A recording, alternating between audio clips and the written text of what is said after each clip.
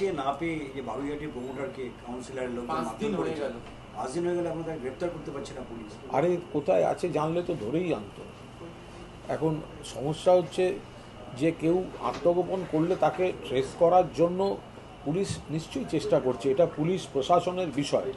একটা অভিযোগ আছে, মারাত্মক অভিযোগ আছে, দলও নজর রাখছে, যথাযথ ব্যবস্থা হবে, আইনও আইনের পথেই চলবে, কিন্তু পুলিশ প্রশাসন নিশ্চিতভাবে তাকে ট্রেস আউট করার চেষ্টা করছে।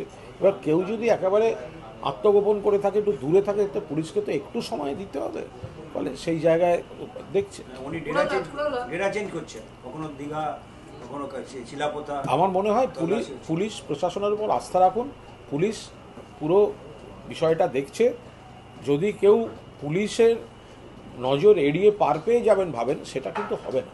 24 ঘন্টা কাটতে না কাটতে তরুণ তিওয়ারিকে তোলাবাজির অভিযোগে পুলিশ সাসপেন্ড করা, অথচ 5 দিন কেটে গেল, তার বিরুদ্ধে একই অভিযোগ, পুলিশ তার খুঁজে পাচ্ছে না, দল কেন ব্যবস্থা নিচ্ছে না, নিশ্চিতভাবে দল নজর রাখছে, কিন্তু এক্ষেত্রেও দল যা যা তথ্য প্রমাণ পেয়ে গেছে সেই জন্য দল সঙ্গে সঙ্গে ব্যবস্থা নিয়েছে। এবার বাকিটার ক্ষেত্রেও দল কোনো অবস্থাতেই এই ধরনের কোনো খারাপ কাজ বরদাস্ত করবে না। এই বাগুইহাটির পর দেখা যাচ্ছে কাউন্সিলরের দাদাগিরি নরেন্দ্রপুরেও আমরা দেখেছি, কেন এই জায়গাটা হচ্ছে? কোনো অবস্থাতেই এই ধরনের কোনো খারাপ কাজ বরদাস্ত করবে না। এই বাগুইহাটির পর দেখা যাচ্ছে কাউন্সিলরের দাদাগিরি নরেন্দ্রপুরেও আমরা দেখেছি, কেন এই জায়গাটা হচ্ছে? এটা এত বড় দল, এত মানে পদাধিকারী, এত কাউন্সিলর, ফলে কারটা কোনভাবে সত্যিকারের অভিযোগ নাকি কোনো ব্যক্তিগত ঝগড়া থেকে দুম করে অভিযোগ দাগিয়ে দেওয়া হচ্ছে, এগুলোকে একটু ছেঁকে নিয়ে দলকে ব্যবস্থা নিতেও তো একটু সময় লাগে। ফলে এতগুলি পুরসভা, এত হাজার কাউন্সিলর, সবটা একসুরে যদি আপনারা বাঁধতে ধরেন, কি হয়? বিজেপির কেন্দ্রীয় পর্যবেক্ষক মঙ্গল পাণ্ডে বঙ্গ নেতাদের উপর খুব রেগে আছেন, তার কারণ 1 কোটি লক্ষ্যমাত্রা ছিল সদস্যের, এখন হয়ে গেছে ওই 26 থেকে 27 লক্ষ। বঙ্গ নেতারাও ওনার উপর রেগে আছে। ফলে এই সমস্ত কোথার থেকে এসে জুড়ে বসে এখানে, বিজেপির এমনি কিছু হওয়ার নয়, তার মধ্যে এই সমস্ত নানা রকম জিনিসপত্র এসে পরিযায়ী ঢুকে পড়ে আরও একটা শীতকালে সার্কাসে পরিণত করে দিচ্ছে পার্টিটাকে। তো বিজেপির আবার মেম্বারশিপ বলছে 1 কোটি, সেটা করবে। যেগুলো হয়েছে কলাক, এই সামান্য যেটা পারেনি, সেটাও তো হচ্ছে কলাক, মানেটা কি? সেগুলো কত জল মিশিয়ে এদিক ওদিক করে বিয়ে বাড়িতে ঢুকে, শ্রাদ্ধ বাড়িতে ঢুকে, এখানে মিসড কল দিয়ে ওখানে করে, তো এ নিয়ে কী হবে? এগুলো সব হাস্যকর কাণ্ড কারখানা। এই যে পাসপোর্ট রহস্যটা ক্রমশ জটিল হচ্ছে, যে একের পর এক পোস্ট অফিসের ভূমিকা প্রশ্নের মুখে দাঁড়াচ্ছে। টিটাগড়ের পোস্ট অফিসে দেখা যাচ্ছে একটা পার্সেল উদ্ধার হয়েছে, সেখানে 50টা পাসপোর্ট, এবং এখানে তেহট্টে সেখানে পোস্টমাস্টার গিয়ে অভিযোগ করছেন যে সম্প্রতি যে সমস্ত পাসপোর্টগুলো জারি হয়েছে সেগুলো নিয়ে তদন্ত করতে হবে। এগুলো তো তদন্ত হচ্ছে। পাসপোর্ট ব্যাপারটার সঙ্গে কেন্দ্রীয় সরকার বা কেন্দ্রীয় এজেন্সিগুলোর ভূমিকাটা বেশি।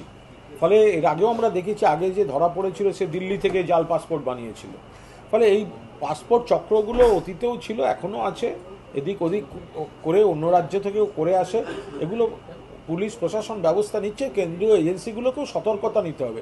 সবচেয়ে বড় কথা, যারা বাংলাদেশ সীমান্ত দিয়ে ঢুকে আসছে সেইটা তো ঠেকানোর দরকার হচ্ছে বিএসএফের।